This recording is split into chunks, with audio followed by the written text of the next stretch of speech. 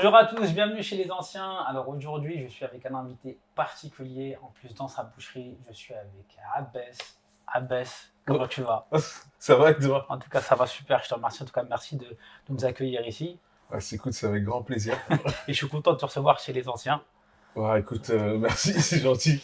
Je suis Bah écoute, honoré aussi. présente-toi pour ceux qui ne te connaissent pas. Alors, moi, je m'appelle Abbas Amata Kamara, connu sous le nom de Abbas. Et je suis boucher depuis 18 ans maintenant. Et ça fait 5, 6 ans maintenant que j'ai ma boucherie. Ah, ça fait plaisir. Bah écoute, si ça te dit, bah, je vais commencer à te poser quelques questions sur ta vie. On va apprendre à se connaître, en tout cas à te connaître, si ça te Écoute, va. avec plaisir. Bah écoute, bah dis-moi dans un premier temps, où est-ce que tu es né, où est-ce que tu as grandi, dans quel quartier, dans quelle ville, etc. Dis-moi tout. Alors, moi, je suis né Paris 20e, rue de la Chine. Je crois que c'est l'hôpital Tenon, un truc comme ça. D'accord. Et j'ai grandi dans le 19e, rue du Maroc, voilà, quartier Stalingrad. Et voilà, famille malienne, classique, le daron qui charbonne, la maman qui se débrouille. Ouais, Voilà, exactement. c'est C'est ça. les anciens. Les anciens, ouais, c'est ça. Bah, comment s'est passée ta scolarité pour commencer dans l'enfance? Comment c'était? Est-ce que tu as été plutôt bon élève, etc. Raconte-nous un petit peu. J'étais pas forcément un très bon élève. On va dire qu'au départ, j'avais quand même pas mal de difficultés scolaires. Euh, C'était pas forcément, on va dire, c'est pas forcément que j'apprenais à mon rythme et j'apprenais à mon rythme et après comme derrière on n'a pas toujours le soutien des parents parce qu'ils sont pas forcément c'était pas forcément qualifié pour ça. Du coup bah, au début c'était un petit peu compliqué mais voilà, on faisait ce qu'on pouvait. Donc j'imagine que tu as grandi dans un quartier. Ouais. Comment c'était la vie dans le quartier avec, j'imagine que c'était multiculturel. Comment ça se passait la vie en communauté avec les amis, les potes? Bah, c'était génial parce que en fait quand on est petit comme ça, on se rend pas compte de la richesse, de la diversité des cultures qu'on rencontre, des Sénégalais, des Portugais, des Algériens, beaucoup d'Algériens, des Marocains, ouais, et on se rend pas compte.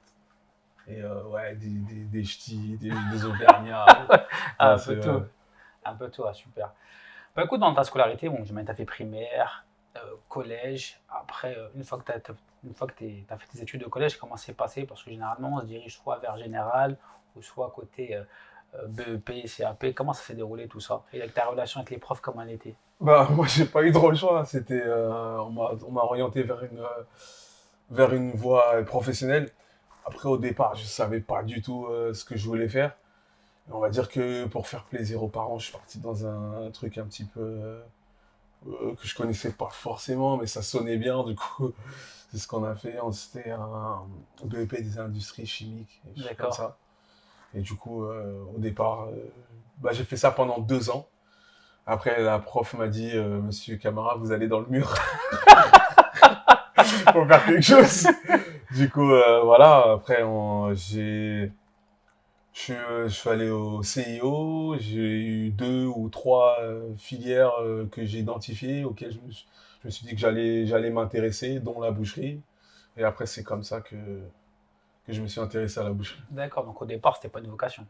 Non, au départ, je ne savais pas vraiment où je mettais les pieds. C'est-à-dire que tu as pris à côté boucherie, mais tu savais pas ce que c'était concrètement. Ah, concrètement, non, je savais pas du tout ce que c'était. Et donc voilà, on t'a conseillé ça. Euh, Comment ça s'est passé? Tu as commencé, tu as accepté. Tu t'es dit, vas-y, je vais kiffer, ou tu t'es dit, vas-y, je suis dépité, j'y vais? Comment ça s'est passé avant que tu commences, quand l'enchaînement, ton envie, comment elle était? Bah, moi, au début, le truc, c'est que moi, je voulais faire de l'artisanat, je voulais travailler avec mes mains, je voulais faire un truc avec mes mains, et créer des choses. Après, je me disais, ah non, boulanger, il faut se lever tôt. Au final, boucher, je se lève quasiment aussi tôt. Et du coup, après, bah, je suis allé à l'école professionnelle de la boucherie. Là, tout de suite, j'ai eu la conseillère d'orientation qui m'a dit que bah, c'était pas une colonie de vacances. Bah, et que soit je m'y intéressais vraiment et que là, il y avait un vrai cursus, des choses à apprendre et tout ça, ou soit il fallait que je passais mon chemin. Et moi, ça m'a piqué au vif et du coup, j'ai commencé, mais je savais vraiment pas où je mettais les pieds. Pour beaucoup d'entre nous, euh, on ne connaît pas trop la boucherie et même, je pense que certains ne savent même pas qu'il y a des études. On croit qu'on s'improvise un peu boucher. Est-ce que tu peux nous expliquer qu'est-ce que c'est concrètement et en quoi consistent les études en boucherie? En fait, les études en boucherie, bah, c'est apprendre les différentes techniques, c'est-à-dire désosser, dénerver, éplucher, ficeler. C'est apprendre l'anatomie d'une vache, les différents muscles, les différentes coupes, les différents morceaux qui vont plutôt à mijoter, à griller, à rôtir. C'est essentiellement ça. Après, les règles d'hygiène, les règles de sécurité, et après, un petit peu de vente, quoi. D'accord, ok, super. Tes premiers pas dans la boucherie, dans les études de la boucherie, c'était comment?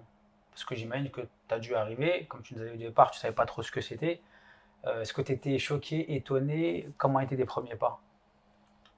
Les premiers pas, c'était assez spécial parce que c'était mes premiers pas en même temps dans le monde professionnel. Donc, en fait, tout de suite, ça responsabilise, ça rend plus mature parce que du coup, on est face à soi-même. Et bah, c'est pas. Ça réveille du monde du bisounours dans lequel on est parce que là, on est payé pour travailler, quoi. Du Ouais, coup, voilà. je comprends. Et est-ce que dans tes études, quand tu as commencé, est-ce que c'était principalement au début la formation à l'école ou il y a eu de l'alternance ou est-ce que c'était comment? Ouais, c'était de l'alternance. J'ai commencé déjà à Carrefour. J'ai commencé à Carrefour. J'ai commencé mon alternance à Carrefour. Après, j'y suis resté à peu près 9 mois. Et je me suis rendu compte que j'apprenais pas grand-chose. En même temps, j'avais une petite boucherie de quartier juste en bas de chez moi. Du coup, le week-end, quand je bossais pas à Carrefour, bah, j'allais chez lui. Et du coup, on va dire, c'est ma première expérience en boucherie halal et en boucherie de quartier, boucherie artisanale. Voilà. D'accord. Et qu'est-ce que tu as pu apprendre chez eux au-delà de la boucherie en tant qu'homme? Bah, moi, c'est leur sens de l'accueil, leur qualité humaine, la passion qu'il avait, l'exigence qu'il avait envers lui-même, envers ses salariés, l'exigence au niveau de l'hygiène. C'est ça qui m'a vraiment marqué, en fait. D'accord. Au départ, tu nous as dit que tu es parti en boucherie parce on te proposait, mais au fil du temps, c'est devenu une passion. Pourquoi? Parce que, en fait, ça m'a tout de suite, quand on a commencé vraiment à toucher la matière et tout, une fois qu'on a passé le truc de toucher de la viande froide, le truc, bah, on se rend compte qu'en fait, tout est dessiné. Ça veut dire que en fait, rien n'est fait par hasard. Qu'il y a des parties tendres, il y a des parties dures, que à la fois, c'est tout le temps plus ou moins la même chose, mais chaque bec est unique. Et en fait, on nous apprend à mettre le couteau au bon endroit, et en fait, tout est dessiné. Et moi, D'accord. ça m'a tout de suite fasciné. Ça m'a fait moi qui suis croyant, ça m'a fait un regain de foi parce que je me suis dit, bah, en fait, il n'y a rien qui est fait par hasard. Et moi, j'ai trouvé ça super fascinant. Et que le bœuf ou l'agneau, c'est la même chose, mais à une plus grande ou plus petite échelle. Moi, ça m'a fasciné. Qu'est-ce qui fait que le fait de désosser, etc., ça te remet un coup de foi, hein? Quel est le lien en fait? Bah, le lien, c'est qu'en fait, on se rend compte que la nature, elle est super bien faite, qu'il n'y a rien qui est fait au hasard. Que même les différents muscles, les différents os, ils sont faits pour bah, supporter un certain poids, qui sont faits pour que la bête puisse tourner comme ci ou comme ça. Non, franchement, moi j'ai trouvé ça fascinant et ça me fascine encore. D'accord, c'est fou. C'est vrai que on se rend pas compte, mais en fait, ça reste scientifique. On apprend plein de choses. Ouais, on apprend énormément de choses. Est-ce que tu arrives à faire le lien, alors c'est une question comme ça, mais est-ce que tu arrives à faire le lien entre les bêtes et le corps humain? Ouais, bien sûr, parce qu'après, on a ce qu'on appelle la myologie, l'étude des muscles. Et en fait, c'est les mêmes muscles. C'est différent les D'accord. mêmes muscles. Euh, après, il y a des choses qui diffèrent parce qu'on va dire que il y a, comme, je sais plus, une vache, elle va pas avoir de clavicule, elle peut pas faire, tu vois, D'accord. elle peut pas faire ça, ou tu vois, elle Ouais, va je pas danser comprends. le disco comme nous, ou des choses comme ça, mais c'est plus ou moins la même chose. D'accord. Oh, c'est Ouais, fou, hein, on apprend plein de choses, hein. ouais non, ouais, Est-ce que dans ta formation, il y a quelqu'un, enfin des personnes, que ce soit des profs ou même des élèves, qui t'ont donné envie, qui fait que bah, tu as aimé encore plus? Parce que c'est souvent par la passion des autres qu'aussi qu'on arrive à recevoir quelque chose d'incroyable. Est-ce que ça a été ton cas ou non? C'est toi, c'est vraiment dans l'apprentissage pur. Ouais, en fait, le premier qui m'a vraiment donné envie, c'est le boucher en bas de chez moi, Abdelkarim. Parce que moi, en fait, au départ, c'est vraiment lui qui m'a transmis un peu sa passion. Et moi, des fois, je doutais, j'étais pas sûr. Et il me regardait dans les yeux comme ça, il me dit, et cette phrase, encore jusqu'à aujourd'hui, elle m'a hanté. Il m'a dit, il faut que tu te dises que tu es condamné à réussir. Et cette phrase, dans tous les moments, elle m'a accompagné. Ah ouais, c'est Ouais, fou. et vraiment, vraiment, il m'a transmis vraiment cette flamme, en fait. Ouais. D'accord. Et qu'est-ce qui fait que tu doutais hein, dans ces moments-là? Bah, en fait, je doutais parce que j'arrive dans un milieu où il n'y a pas forcément de noir, il n'y a pas forcément de. Et puis, je choisis un cursus où, au départ, pour mes parents, ils comprennent pas parce que D'accord. mes parents, déjà, je suis amené à toucher du porc et mon père, c'est pas quelque Mhm. chose qui l'enchantait. Déjà, la première fois au départ, il m'a viré de chez moi. Il m'a viré de D'accord. chez moi parce que pour lui, c'était pas comme ça qu'il nous avait élevés, c'était pas dans son éthique. Et D'accord. après, j'ai eu mes oncles qui sont venus le voir, qui l'ont dit, écoute, il y a des enfants qui traînent dehors, il y en a qui vendent de la drogue, ton fils, il veut juste travailler, laisse-le travailler. Et puis après, il y a plein de gens, plein d'amis qui comprenaient pas. Ouais, tu veux être bouché, alors que tous mes potes, ils allaient en vente ou je sais pas, en comptabilité. Ils me disaient, venez, viens, il y aura plus de meufs. Ouais. Effectivement, c'était vrai aussi. Mais après, les gens, du coup, ils comprenaient pas. Et, lui, vraiment, lui, ouais, il me motivait et me permettait de rester focus, quoi. Ouais. D'accord. Ouais, c'est fou. Et toi, comment tu as vécu ce moment-là où ton père il était contre parce que tu touchais du porc et que, comme tu nous as dit, il voulait te virer de chez toi? Comment tu as vécu ces moments-là? Au début, j'ai pas compris, parce qu'au début, c'est un peu violent. Après, quelque part, après, ça fait grandir. Je dis, voilà, là, j'ai choisi une voie où il n'y a pas forcément au départ personne qui y croit. Donc, je suis obligé de réussir, je suis obligé d'aller loin. Ça peut pas être un coup d'essai. Du D'accord. coup, ça fait grandir, quoi. Et avec le recul maintenant, bah, ta famille, qu'est-ce qu'elle pense? Avec le recul, grâce à la boucherie, j'ai pu gagner le respect de mes parents. J'ai pu gagner le respect de mon père. Ouais. Ça m'a permis de faire plein de choses. Ouais, Ouais. c'est fou quand Ouais. maintenant, bon, il y a eu, j'imagine, il y a une certaine grande transition parce que tu nous parlais au départ où tu as été formé, ou en même temps tu travailles en alternance. Comment ça s'est enchaîné?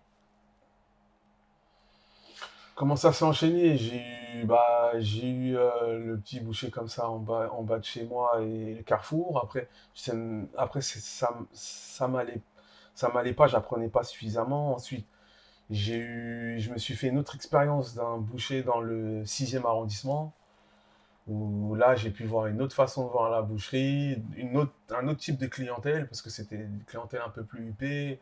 À l'époque, on avait quoi? On avait la femme de Philippe Risolip, la mère d'Amélie Mauresmo, D'accord. Bernadette Chirac. Il y avait un autre type de clientèle. D'accord. À ce moment-là, tu étais en alternance Ouais, toujours. j'étais en alternance, c'était la deuxième année. Ouais. D'accord. Et Mm. comment tu es face à ce type de clientèle-là? Parce que ça reste différent, j'imagine, de la boucherie dans laquelle tu étais juste avant. En fait, moi, j'avais pas forcément affaire à cette clientèle-là, parce que nous, Bah, comme on était assez bronzé, on va dire, bah, on devait rester dans l'ombre. Du D'accord. coup, j'ai pas, comment on appelle ça, on s'occupait de tout ce qui était l'hygiène, toute la partie technique, et on va dire, tout ce qui était des os, épluchage, ménage, voilà. Et après ça, euh, malheureusement, à Carrefour, j'ai pas pu m'exercer suffisamment. Bah, j'ai raté mon examen. J'ai raté mon examen. Et là, c'était la première, on va dire, c'était le premier bilan en fait. Je me suis dit, voilà, ça fait 2 ans que je fais ça. Là, je viens de rater. Est-ce que je continue? Est-ce que j'arrête? Après, je continue. J'ai décidé de continuer. Après, là, j'étais chez on va dire, mon premier vrai maître d'apprentissage dans le 12e arrondissement. Et chez lui, ouais, encore une fois, j'ai été, ça m'a fait aussi mûrir parce qu'on n'était que deux. Du coup, j'avais énormément de responsabilités, un peu plus de pression. Et voilà. Après, il m'a fait comprendre que voilà, il me donnait des sous à la fin du mois et c'était pas pour que je me tourne les pouces, quoi. D'accord. Qu'est-ce qui t'a marqué d'ailleurs chez ce dernier? Est-ce qu'en termes d'apprentissage ou est-ce qu'il t'a inculqué des choses qui t'ont marqué? Ouais, parce que lui, en fait, ce qu'il m'a appris, c'est c'est pas être un exécutant en fait. C'est vraiment réfléchir son métier dans la globalité. Ça veut dire, je mets un coup de couteau, pourquoi je le mets là? Je vais prendre ce morceau-là plutôt qu'un autre. Dans l'étalage, pourquoi je le mets là? Je propose ça à la cliente, pourquoi celui-là plutôt que celui-là? Et en fait, ouais, il m'a appris à vraiment penser mon métier. D'accord, ok. Euh, Tu l'expliquais juste avant que tu avais raté ton premier diplôme, Mm. si je ne me trompe pas. Avec la pression, on va dire, autour de toi, qui était de la difficulté d'être bouché à ce moment-là, comment tu as vécu cet échec-là avec la pression familiale ou autour de toi? J'imagine que ça devait être dur, ça devait être encore plus pesant. Bah, en fait, ouais, maintenant que tu me le redis, c'est vrai que je l'ai raté, mais je pense que c'était vraiment la pression. Parce que je me rappelle que à l'examen, il durait à peu près 4 heures. À 2 heures de l'examen, j'ai mes mains qui sont restées tétanisées. Elle est restée collée comme ça au couteau. J'étais obligé de la, parce que j'étais tellement crispé que, à un moment, mes muscles, ils répondaient. Ah ouais, à ce point-là. Ouais, ouais, je me suis même pas rendu compte, mais c'est vrai que la pression, en fait, mais c'est pas forcément la pression des autres, hein, c'est vraiment la pression que je me mettais moi-même. Alors que c'était, bah, j'allais pas vite, mais je savais faire. Mais avec la pression, D'accord, c'est mm. fou. Avec le recul, tu sais qu'est-ce qui t'a rendu comme ça? C'était la pression vraiment autour de toi, ou t'étais pas encore sûr de tes gestes? Qu'est-ce qui fait qu'à ce moment-là, t'étais bloqué? Bah, en fait, c'est la même qu'aujourd'hui. C'est qu'en fait, on a beaucoup d'exigences envers soi-même. En fait, on se met tellement d'exigences envers soi-même que la pression des autres, elle devient secondaire. Mais des fois, ça a un aspect crispant, négatif, quoi. D'accord. Comment s'est enchaîné ensuite la suite? Parce que tu étais encore toujours dans ton apprentissage. Donc, tu m'as dit que tu étais dans le 12e arrondissement, Ouais, c'est c'est ça. ça? Comment ça s'est enchaîné? Alors après, j'ai repassé mon examen, je l'ai eu. Après, bah, il y avait un autre examen, un échelon au-dessus. Et comment on appelle ça? Moi, j'étais content et mon maître d'apprentissage, il vient me voir, il me dit, ouais, mais là, c'était de la rigolade. Il me dit, c'est là que les choses sérieuses, elles commencent. Et je dis, il m'a même pas laissé fêter mon diplôme, mais direct, le mec, il me... Et du coup, après, moi, ça m'a piqué. J'avais pas forcément envie de le faire, hein. Mais après, ça m'a piqué. Et du coup, je suis resté 2 ans de plus pour passer cet examen. Je suis resté 2 ans de plus et voilà, après, je l'ai eu. Et après j'ai continué encore un petit peu chez lui. Est-ce que ce qu'il t'a dit, ça s'est avéré? Quand il t'a dit ça, c'est que le début. Non, c'était vrai. C'est vrai que c'est vrai que c'était que le début. Parce qu'après, c'est vrai qu'après, en fait, le premier diplôme, c'est pour être, on va dire, un simple boucher, un simple exécutant. Là, vraiment, quand on dit, on apprend à réfléchir le métier, on apprend la gestion de la viande, les coupes de gros, euh, comment on appelle ça, la gestion d'une boutique, gérer les finances d'une boucherie, toutes ces choses-là en fait. Et c'est vrai qu'après, ça devient une autre étape du métier. Ouais. Mais là, à ce moment-là, tu n'as pas encore ta boucherie. Tu Non, pas travailles du toujours tout. chez quelqu'un. Non. Donc là, tu te rends compte déjà, alors que tu es encore t'es salarié, que c'est différent déjà. Ouais, non, vraiment, je me rends compte. Je me rends compte que, ouais, que gérer une boucherie, c'est un tout, quoi. D'accord. Ensuite, bon, tu as fait tes gammes. Est-ce que tu as des anecdotes avec ce dernier, ce formateur, enfin non, ce patron de boucherie dans le deuxième qui a nous donné quelque chose qui t'a Ouais, marqué? j'en ai plein d'anecdotes avec lui. Il était très dur, mais des fois, quand même, on rigolait. Hein. Des fois, je me rappelle, je sais pas, une fois, il me dit, ouais, il est où en fait, on apprenait l'anatomie, il m'expliquait le foie et tout ça. Et il m'a répété plusieurs fois, le foie, il est où, il est où le foie? Après, un jour, il me demande, il est où le foie? Je dis, je sais pas. Après, boum, il met une patate dans le foie. Il dit, bah, il est là, le foie. Aujourd'hui, tu sais aussi qu'il y a le foie. Ouais, je sais. Non, non, c'est vrai qu'on a rigolé quand même. Voilà. T'en gardes des bons souvenirs. Non, je garde des excellents souvenirs. C'était pas facile, mais c'était très, très enrichissant. Ouais. T'es Ouais. resté combien de temps avec lui? Je suis resté 5 ans. Ah ouais, quand même. Ouais, je Ah suis ouais, resté 5 ans.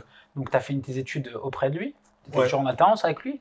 Enfin, au début, j'imagine, et après, t'as dû. Bah, en fait, j'ai finalisé mon premier diplôme avec lui. Le second, bah, c'était un second. Après, j'ai eu un second diplôme. Quels sont ces diplômes? Excuse-moi de te C'est couper. le BEP, préparateur produit carné et brevet professionnel en boucher. Donc, tout ça, c'est reconnu par l'État, évidemment. Oui, ouais. Le second, c'est ce qui vaut à peu près au bac pro aujourd'hui. Ouais, D'accord. voilà. D'accord. Et comment s'est déroulé ces 5 ans? Parce que j'imagine qu'une partie, tu as dû la faire pendant que tu étais en apprentissage, tu as obtenu ton diplôme, et après, pendant que tu étais, j'imagine, salarié à ce moment-là. Ouais, j'étais salarié, mais en même temps, je multipliais les boucheries, les expériences. Bah, c'était une petite boucherie traditionnelle française. En même temps, je m'intéressais un petit peu à ce qui se faisait ailleurs. J'avais un ami qui avait une boucherie boulevard Ornano, dans le 18e. Et bah, je l'ai rencontré à l'école. Et lui, c'était une autre façon, une autre gestion de la boucherie. C'était une autre façon de voir. Du coup, moi, le lundi, le jour de repos, j'allais bosser chez lui. Ouais, D'accord. ouais. D'accord, ok. Donc en fait, tu faisais plusieurs boulangeries en même temps. Ouais, je faisais en même temps 3 boucheries à peu près en même temps. C'était quoi le but? C'était de gagner de l'argent ou non, c'était d'apprendre? Non, Toujours c'était d'apprendre. d'apprendre. C'était d'apprendre. Moi, j'étais fasciné par ce métier. Et en fait, chaque boucherie elle a sa façon de faire. Et chaque patron, il amène sa touche. Et en fait, chaque boucherie, elle travaille différentes races. Et du coup, moi, c'était vraiment d'apprendre. C'est ça qui me. Franchement, je me suis laissé vraiment absorber par ce métier. Ouais. Est-ce que tu as, à travers les différentes boucheries que tu as faites, j'imagine, il y avait différentes cultures. Il devait y avoir peut-être, parfois c'était des Français, parfois c'était des boucheries halal, ou peut-être cachères, je ne sais pas. Quelles sont les différences parmi les boucheries que tu as faites? Oui, j'avais bah, des boucheries. La première boucherie en bas de chez moi, c'était des Marocains de Fegig. Après, c'était la boucherie. J'ai eu la boucherie, comment on appelle ça, où j'ai fait mon apprentissage. C'était un Normand. Après, la boucherie Boulevard en Anneau, c'était des Kabyles. Et du coup, ouais, j'ai pu voir les différentes. C'est vrai que la culture, ça se rejette un petit peu sur leur façon de travailler. Ouais. Ouais.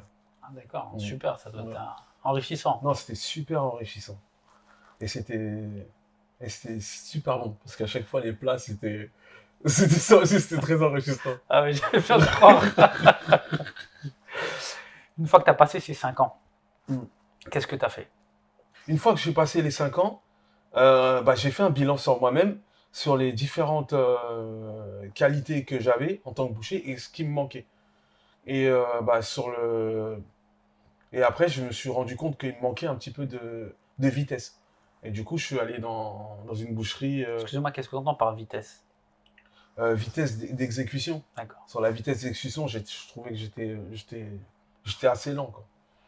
J'avais la technique, j'avais la maîtrise, mais je manquais énormément de vitesse. Donc, du coup, pour me perfectionner, c'est sur cet aspect-là que je me suis concentré. Ouais. Qu'est-ce que tu as fait pour te perfectionner?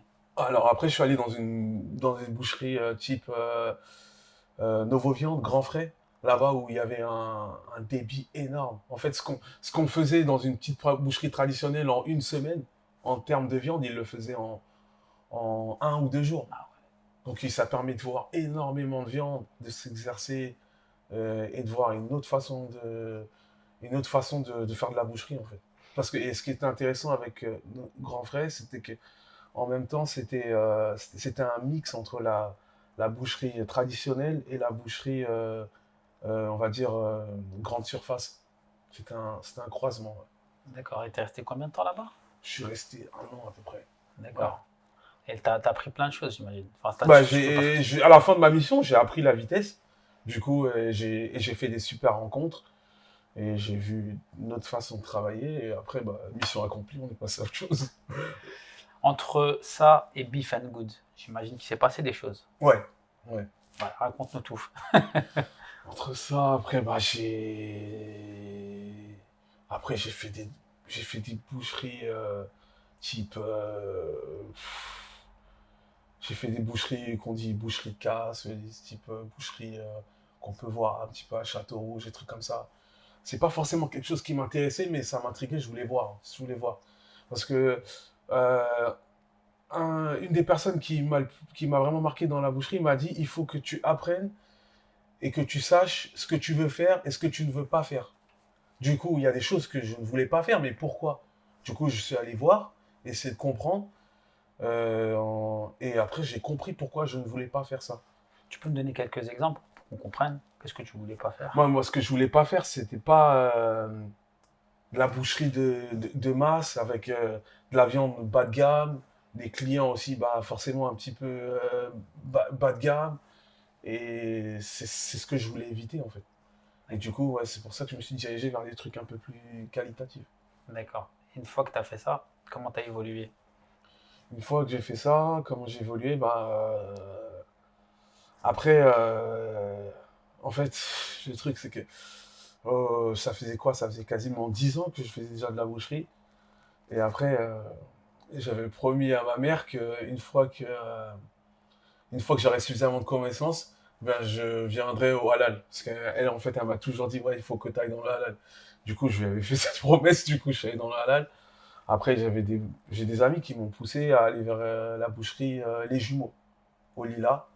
Et ils m'ont dit, ouais, par rapport à ton parcours, par rapport à ce que tu sais faire, c'est vraiment le meilleur endroit pour toi. Et du coup, j'y suis allé. Au début, bah, ils n'avaient pas suffisamment de place.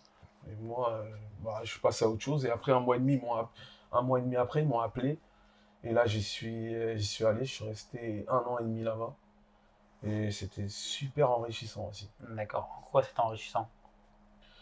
Bah, parce que déjà, ça m'a fait comprendre qu'en fait, déjà dans le halal, euh, les, euh, il y avait un éveil, ça commençait à évoluer, les gens voulaient de la qualité et, et que il y avait des gens qui voulaient vraiment de la qualité et que dans notre communauté, il y avait des gens qui se souciaient vraiment de bien manger en fait. D'accord. À ce moment-là, cette période, c'était à peu près quelle année? C'était à peu près quoi? Je crois que c'était à peu près 2015. D'accord. Et il y avait déjà pas mal on va dire, de boucheries halal de ce type, comme celle de Lila, ou c'était pas Non, encore non. répandu? Non, à ce moment-là, c'était les seuls. D'accord. Donc, et comment tu as évolué là-bas? Parce que j'imagine que ce que tu as aimé faire, tu as dû le retrouver là-bas. Oui. Et Ouais. donc, comment tu as évolué et quelle était la pensée de ta mère et ton père à ce moment-là, parce que tu faisais du halal et plus du porc? Bah, eux, ils étaient contents. Après, ils s'en sont pas plus souciés que ça. Pour eux, c'était une boucherie à l'air, c'est tout. D'accord. Et voilà, pour eux, j'étais dans mon circuit, c'est tout. Après, c'était bon. Hein. Mais est-ce qu'il y a des choses que tu as appréciées? Est-ce que tu as appris des choses là-bas? Ah ouais, moi, j'ai vraiment apprécié. Déjà, les patrons, que ce soit Karim et Slim, aujourd'hui, ça reste des amis. C'est des gens avec qui on a pu énormément, je pense, s'enrichir mutuellement. Et j'ai eu la possibilité de voir des choses que je pensais pas forcément voir. Des bêtes de concours, du wagyu, comment on appelle ça, du poulet de Bresse. Et en fait, je sais pas comment dire, c'est comme si demain, t'es garagiste, tu touches une Rolls-Royce ou une Ferrari. Quand t'es garagiste, tu te dis pas forcément j'aurai la chance un jour de toucher une Porsche ou une Ferrari. Et en fait, bah, ça, c'était la Ferrari de l'avion. Le Wagyu, c'est, en termes de goût et de prestige en viande, c'est extraordinaire. Et là-bas, j'ai eu l'occasion de faire ça et de toucher même des bêtes de qualité exceptionnelles. Et quand tu touches ça la première fois et que c'est toi qui dois les couper, est-ce que tu as une certaine pression? Ah, ouais, extraordinaire. Ah, la première fois que j'ai eu du Wagyu, euh, je me suis isolé. Je me suis isolé dans un endroit. C'était mon moment. Je l'ai désossé. J'ai jamais pris autant d'attention à désosser un truc. Incroyable.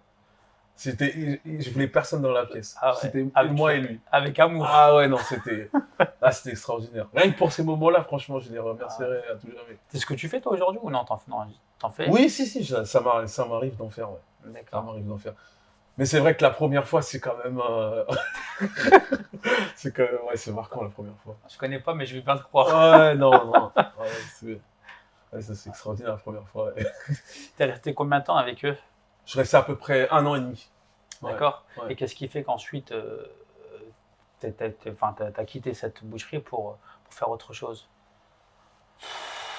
Ouais, et on a eu quelques on a eu quelques petits mésentendus. Et après, on s'était un petit peu pris la tête. Mais en fin de compte, je pense que moi, j'étais un gars un peu cyclique. Je crois que j'étais arrivé à la fin d'un cycle. Il fallait que je passe à autre chose. D'accord. Ensuite, est-ce que ça a enchaîné directement avec Beef and Good ou s'est passé encore des choses? Non, après, j'ai eu l'occasion de travailler chez Aya Bio à l'époque. Je suis resté pareil à peu près 1 an et demi. Là, j'ai pu voir un petit peu encore un autre type de boucherie parce que lui aussi travaillait aussi avec un petit peu avec les professionnels. Donc, j'ai pu voir un petit peu ce que c'était de travailler avec des professionnels. Et puis, à l'époque, il commençait à se structurer. Donc, j'étais vraiment au début de l'aventure. Donc, même ça, c'était super enrichissant, super intéressant aussi. Ouais. Et qu'est-ce que là-bas, qu'est-ce que tu tires comme, on va dire, bonne chose? Qu'est-ce que tu as appris? Bah, j'ai énormément appris sur la gestion d'une boucherie parce que je parlais énormément avec le gérant de l'époque. Je parlais énormément, j'ai beaucoup appris avec lui. Et après, on a eu l'occasion de voir un petit peu la boucherie, ce que c'était la boucherie sur les marchés. J'ai eu l'occasion ouais, de voir ce que c'était de travailler avec des restaurateurs. Voilà, j'étais aussi au début de l'aventure, donc même ça m'a aidé pour Beef and Good. Ouais. D'accord. Là, c'était qu'à peu près quelle année? Ça, c'était à peu près, je crois, 2017-2018. D'accord. Beef and Good, ça a ouvert en quelle année? En Beef and Good, ça, en 2019. 2019. Donc il y a encore un espace, il y a encore un trou dans tout Ouais, ce il y a que encore un tu petit nous as trou. raconté. Il y a encore un petit trou, ouais. Allez, on t'écoute. Et après, j'ai eu l'occasion de travailler à l'Aubrac. C'était une boucherie-restaurant. Et ils sont plus là, malheureusement. C'était une boucherie-restaurant. Et ça encore, j'avais pas vraiment fait encore. Et moi, je travaillais toujours à peu près dans le même coin. Là, c'est dans le 95. Du coup, je voyais encore un autre type d'endroit et un autre type de boucherie. Du coup, c'était la boucherie et le restaurant. Ça aussi, c'était intéressant. Ah, c'est quelque chose. Ouais. Donc quand tu vois toutes tes expériences avant l'ouverture de Beef and Good, qu'est-ce qui ressort de tout ce que tu as fait? Quels sont les points positifs, les points négatifs? Est-ce que tu as des choses à retenir? Les points positifs et négatifs. En, En gros, franchement, j'ai appris partout. Je pense que quand on fait preuve on va dire, d'humilité, on peut vraiment apprendre. Et dans toutes les boucheries que j'ai pu faire, que ce soit des boucheries traditionnelles françaises, des grandes surfaces, des boucheries cachères, des boucheries halal de tout type, en fait, partout j'ai pu apprendre. Partout j'ai pu apprendre parce que quand, quand j'ai arrêté de venir à des endroits avec un peu de prétention, de savoir que, croire que je connaissais, bah, j'ai appris. D'accord, Ouais. super. Avant de rentrer dans Beef and Good, on va évidemment en parler. euh, Qu'est-ce que la boucherie t'a apporté dans ta vie? Parce que aujourd'hui, la boucherie fait aussi l'homme que tu es. Ouais. Bah, la boucherie, ce qu'elle m'a apporté, elle m'a fait grandir, m'a apporté de la maturité. Ça a permis bah, de gagner ma vie parce que c'est mes premiers salaires. Ça m'a permis bah, comme je dis, de faire preuve d'humilité parce qu'il y a toujours à apprendre. Ça m'a permis de faire des belles rencontres, de me sociabiliser un peu plus, de prendre un peu plus à prendre confiance en moi et de, de rester toujours positif, quoi. Ouais, ouais. Maintenant, avant d'avoir commencé Beef and Good, j'imagine que l'idée a dû germer longtemps avant de l'ouvrir. Donc, qu'est-ce qui fait qu'un jour tu as voulu ouvrir ta propre boucherie? Quelles ont été les difficultés? Alors, euh, au départ, je devais ouvrir une boucherie avec, avec des copains dans le 93. Après, finalement, ils ont préféré le faire le projet à deux. Du coup, bah, c'est pas fait. Après, c'est vrai que après, j'en avais parlé à un ami. J'en avais parlé à un ami un soir et, euh, et après, on en a discuté. Et après, lui, il m'a dit, bah, c'est quand tu veux qu'on fait un truc ensemble. Et je n'ai pas compris. Je dis, bah, écoute, on en reparle demain. Et après, je lui dis, mais t'étais sérieux pour hier? Il me dit, ouais, ouais, je suis sérieux. Il m'a dit, je reviens de vacances et on en parle. Et après on s'est assis autour du table, on a discuté de plus ou moins de ce que chacun pouvait apporter à la boucherie. Et comme je m'entendais super bien avec lui, bah, après, on est parti comme ça. Quelles ont été les premières difficultés dans l'ouverture de la boucherie? Les premières difficultés, c'est qu'en fait, on n'avait pas suffisamment d'argent. Et comme en fait, on finançait le projet avec nos propres moyens, du coup, on s'est dit, bah, faudra aller chercher un troisième investisseur. Ensuite, après le troisième investisseur, bah, on s'est rendu compte qu'on n'était pas spécialement sur la même longueur d'onde. Plutôt que ça aille trop loin, j'ai préféré lui dire. Et malheureusement, il n'a pas bien pris. Du coup, bah, j'ai perdu un investisseur et un ami. Ouais. Ah, Du coup, voilà. Et ouais, ça c'était les premières difficultés. Ensuite, du coup, il fallait trouver un autre investisseur. Du coup, la boucherie restait fermée. On avait la boucherie, mais on est resté fermé pendant un an parce que ah ouais. manque de fonds. Après, à un moment, j'ai j'ai un ami qui a mis, voilà, vas-y, moi je mets tapis, on ouvre et après on voit. Et après, on a ouvert et après ça allait. Mais après, en commençant, au bout de quelques mois, j'avais un gros trou dans la caisse parce que, en fait, être boucher, c'est un métier, mais être chef d'entreprise, c'est encore un autre métier. Et au début, bah, c'est compliqué. Au début, c'est très compliqué. Au début, c'est très compliqué.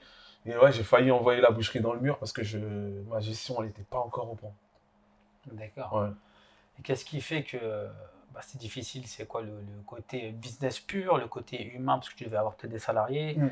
Quelles étaient les difficultés vraiment que tu as rencontrées qui ont fait que bah, tu te dis, ouais, j'en ai marre, faut que j'arrête si jamais tu as eu cette idée-là, tu vois? Bah, tous les entrepreneurs, ils l'ont. Quand ça va, on dit ouais, je vais continuer. Et quand ça va pas, tous les mois où ça va pas, on a envie de vendre, on a envie d'arrêter. C'est tout le temps, toujours le même cycle, hein. Et ouais, c'était la gestion des stocks, la gestion de la trésorerie, la gestion humaine.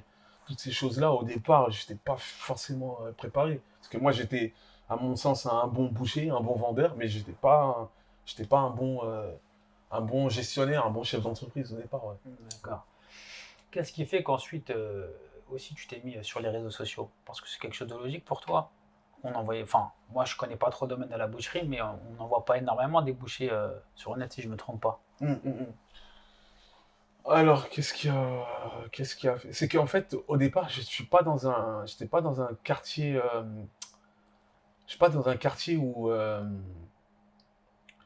il y a énormément de passages. Donc, au début, j'étais j'étais avec la clientèle de quartier. Après un moment, ça devenait un petit peu difficile. Donc, j'ai décidé de me mettre sur les réseaux sociaux pour un petit peu présenter un peu présenter mes produits. Et après, je me suis rendu compte que quand je faisais des vidéos où c'était moi qui présentais mes produits, bah, elles fonctionnaient un petit peu mieux. Du coup, bah, j'ai commencé à me mettre moi-même en scène sur les réseaux sociaux. Après, pour moi, c'est un devoir et une responsabilité. C'est pas juste présenter les produits. Il faut aussi éduquer le client ou le consommateur à ce que c'est la viande, lui apporter une culture viande.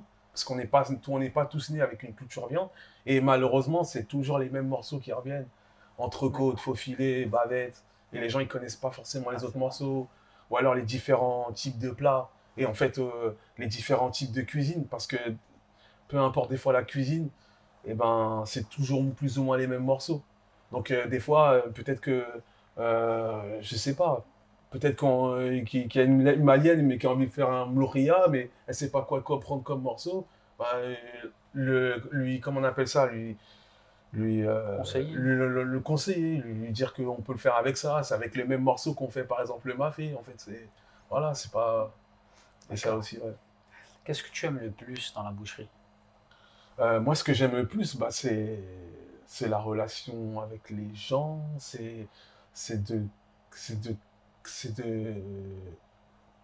c'est de, comment on appelle ça, de partir d'un produit brut, en faire un produit fini, d'avoir ce retour du client qui a apprécié ce qu'on a fait. Et en fait, ça, c'est très enrichissant. C'est ça qui nourrit plus qu'autre chose. Parce qu'on passe des heures et des heures à réfléchir, à produire, à faire. C'est vrai, il y a la gratitude financière, mais c'est pas ce qui nourrit le plus, quoi. C'est vraiment la satisfaction du client. C'est ça qui donne envie de se lever plus tôt, qui donne envie de rester plus tard. Ouais. Ah, c'est beau. Euh, Malheureusement, tu as eu une petite polémique sur les réseaux sociaux. On va pas rentrer dans les détails, mais comment tu l'as pris en tant qu'humain et comment tu l'as vécu? Moi, c'est pas forcément des choses qui m'affectent vraiment. Moi, en fait, j'ai eu des messages de soutien et par rapport à ça, je voulais remercier les gens par rapport à cette polémique. Et c'était surtout parce que il y a énormément de gens qui en sont victimes. Et c'était pour leur dire bah, qu'ils sont pas seuls et qu'il faut pas forcément le prendre pour soi, quoi. C'était vraiment pour remercier les gens qui le soutenaient et pour soutenir ceux qui en sont aussi victimes. Ouais. D'accord. Mm. Ça va, donc tu l'as plutôt bien pris alors. Je Même l'ai si pas c'est, bien pris, mais c'est pas quelque tu l'as chose bien vécu en tout cas. qui m'a vraiment affecté. Parce que malheureusement, j'y suis habitué, quoi. Ah ouais, carrément à ce Bah point-là. ouais, c'est récurrent. Pourquoi dans le domaine de la boucherie, on le ressent? Ah, dans le domaine de la boucherie, ouais, ouais, on le ressent, ouais. D'accord, Ouais, d'accord, ouais, à ce on ressent, point-là. ouais. Ouais. D'accord. Bah écoute, là maintenant aujourd'hui, qu'est-ce qu'on peut souhaiter pour toi? Euh, écoute, je sais pas, la santé. et, je sais pas. En tout cas, ça fait plaisir d'avoir eu cette rencontre avec toi. Maintenant, s'il y a des jeunes qui souhaitent se lancer, ou même des jeunes qui ne connaissent pas la boucherie, qu'est-ce que tu conseillerais à ceux qui veulent se lancer? Ou est-ce que tu pousserais des jeunes à aller vers la boucherie? Ouais, je pousserais les gens à aller vers ce qu'ils aiment. Moi, c'est la boucherie et j'ai plus ou moins cette réussite parce que je m'y suis vraiment donné à fond, quoi. Et le conseil que je donnais aux gens, c'est d'aller vraiment à fond. Voilà, il faut pas avoir de regrets, quoi. Il faut tout donner. Ouais. D'accord. Et à ceux qui sont dedans dans la boucherie, qu'est-ce que tu leur conseillerais? Prenez un peu de temps pour vous, reposez-vous aussi un petit peu, les gars. Ouais, parce que c'est un très beau métier, mais c'est très prenant. Ouais. Ouais. D'accord. Bah écoute, Abbas, merci beaucoup, hein. Merci à toi, En tout cas, c'est un plaisir de te rencontrer. plaisir partagé. Pour les anciens, pour les auditeurs des anciens, merci beaucoup. On était avec Abbas, le boucher de Beef and Good.